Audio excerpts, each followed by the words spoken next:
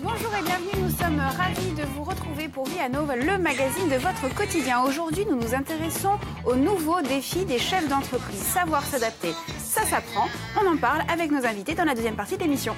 Et comme tous les mardis, en troisième partie, nous retrouverons la triade culturelle de Viano. Mais oui, Xavier Affre, Marcel Petricciol et Dédé Paldage pour une troisième partie So British. Oui. Vous avez travaillé votre accent. Mais bien sûr, depuis toute la nuit, parce que je me suis vexé hier. Sachez-le. Non, je rigole. Bon, et puis vous pouvez réagir sur les réseaux sociaux avec le hashtag Viano. Vous nous posez toutes vos questions, tout ce que vous désirez, vous pouvez le mettre. Et puis voilà, c'est très bien comme ça. À notre table, aujourd'hui, notre chasseuse de plantes passionnée de cuisine, Florence Weiss. Bonjour Florence. Bonjour. À vos côtés, une passionnée de nature tout autant, mais aussi de champignons plus particulièrement, Nathalie Bourrine. Bonjour. On revient vers vous, mesdames, dans quelques instants, mais avant cela, vous le savez, la traditionnelle info méditerranéenne du jour avec vous, Marie-Jo Arriguilani. Salut Marie-Jo. Salut, pas de champignons chez moi, Picasso, c'est bien aussi. Ouais, c'est bien aussi. C'est pas mal. Alors Picasso Méditerranée, c'est une manifestation culturelle internationale qui se tient depuis 2017 et qui s'achèvera en 2019.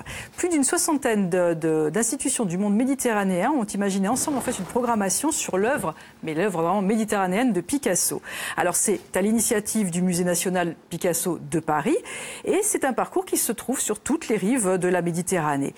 Alors il y a des expositions dans le sud de la France, évidemment, dans tout le bassin méditerranéen, en Italie, Espagne, Grèce, Turquie, Chypre, Malte, enfin la liste des villes est vraiment totalement impressionnante. Tout n'est pas simultané, il y a des choses qui sont déjà terminées, il y en a d'autres qui sont en cours et entre autres on peut encore découvrir en tout cas l'exposition du musée d'Antibes, le musée Picasso d'Antibes jusqu'en janvier. Les deux fondations Mafre de Barcelone et de Madrid aussi jusqu'en janvier, ça c'est évidemment en Espagne. Le musée Capodimonte à Naples jusqu'en fin janvier, le musée Picasso de Malaga, la galerie à Borghese, le carré d'art de Nîmes. Enfin, si vous voulez vraiment en savoir plus, parce que c'est vraiment extrêmement ambitieux, vous allez sur le site picasso-méditerranée.org et vous verrez dans quelle ville, dans quel pays vous pouvez aller vous balader. Je voulais juste, oui, voilà. Je voudrais qu'on revienne sur le plan de Marie-Jo. On a un petit champignon là qui apparaît. Vous auriez pu appuyer dessus, quand vous vouliez. Vous voyez, on a pensé à tout. Mais qui a fait?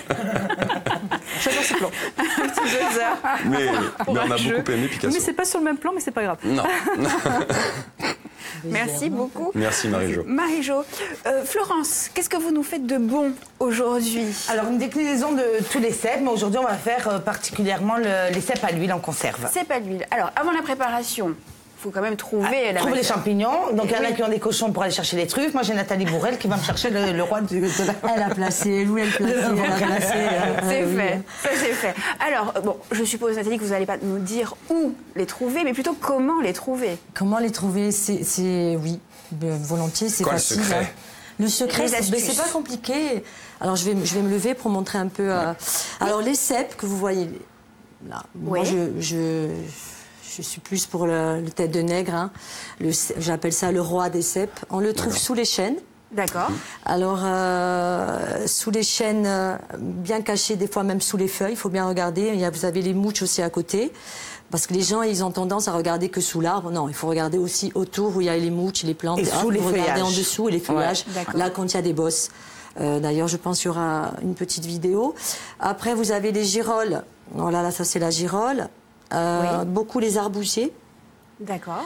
Après, vous avez là, en ce moment, il y a beaucoup de trompettes sur les mousses de la mort. Et la chanterelle tube aussi sur la mousse et au côté nord. Toujours, souvent, les chanterelles tubes sont derrière les rochers, côté nord sur la mousse, mais c'est vrai. C'est ça, Florence. Ouais. Pourquoi côté nord? Côté nord pour de bon? Je sais pas, moi j'en ai toujours appris comme ça. Après, pour l'humidité, ça long. Pour l'humidité, les champignons, on les trouve aussi en plaine. Les deux qui ont un cerveau.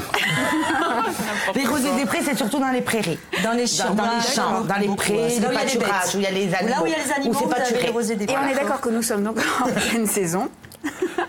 Nous sommes en pleine saison. Oui, on y va quand la pluie s'arrête. Alors, moi j'y vais même quand il pleut. Mais bon, ça c'est ma passion. Je mets mon kawaii, j'y vais. Mais c'est vrai qu'il y en a beaucoup abîmés quand il pleut parce qu'ils prennent l'eau. surtout ceux-là où il y a la mousse, voilà, le gros. Je l'ai trouvé hier. Oh là là, il était déjà... Mais il ne faut pas le jeter, surtout pas. Non, parce qu'après, Florence va vous montrer comment on cuisine le champignon. Oui, parce que même s'ils sont véreux, on peut faire partir le verre quand même s'ils ne sont pas trop atteints. D'accord. Alors justement, Florence, on passe à la recette et ensuite on dira un mot quand même sur les précautions à prendre pour éviter de s'intoxiquer, ce serait dommage. Alors Florence. Ah oui. Alors, recette. Alors, ma recette, je commence maintenant à alors, je vous en prie. Donc, il faut avoir un bouquet de persil pour commencer. Donc, il faut le hacher finement. Voilà, on voit les images. Voilà. Avec de l'ail, c'est la base. Ail et persil et huile d'olive. Donc, on fait revenir... On coupe bien, on hache bien. Et dans l'ail, il faut enlever le germe. Parce que souvent, c'est ce qui rend indigeste le plat. Après, on a des reflux parce que le germe de l'ail donne des reflux. Le petit morceau vert. Voilà, c'est ça, le petit germe qui est à l'intérieur. Donc, on hache finement en faisant des petits croisillons. Et après, on verse le tout. Je sais pas si on voit... Allez-y, voilà. allez-y. On coupe le champignon donc en fines lamelles. On verse un petit peu d'huile d'olive aromatisée ou pas, si on veut. Et on verse toute cette préparation dans la marmite et on remue petit à petit pour bien faire tuer le champignon. D'accord. Ensuite, passe l'étape importante. On prend du vinaigre. Bon, moi j'utilise du vinaigre de vin corse, de préférence, parce qu'on en a, donc autant en profiter. On verse un petit peu, genre le fond d'un verre. Dans la préparation, un peu de vinaigre de corse pour enlever déjà les microbes, parce qu'il faut savoir aussi que le vinaigre est un conservateur et tue aussi les bactéries s'il y en a. L'ail aussi, ça tue les microbes. Donc là, c'est sûr, logiquement... On a la potion magique. Voilà, logiquement, il ne devrait pas y avoir de souci. Donc on fait bien suer le champignon, on voit à la fin comment ça donne le produit final. Ça donne faim, j'en salive déjà. Ça, voilà. Ça sent d'ici. J'ai fait... Donc après, une fois que cette préparation a bien cuit pendant 10-15 minutes, il faut garder quand même le côté croquant du champignon. On verse le tout dans un... Il doit y avoir une autre vidéo, je pense. On verse le tout dans un bocal. Voilà, celui-ci, c'est le fameux bocal que j'ai cuisiné pour vous. On verse donc toute cette préparation dans le bocal. On couvre d'huile pour rendre hermétique, parce que l'huile, il faut savoir qu'elle empêche de moisir la matière. C'est une protection. C'est une protection. C'est de l'huile et c'est un d'olive. conservateur aussi, l'huile d'olive.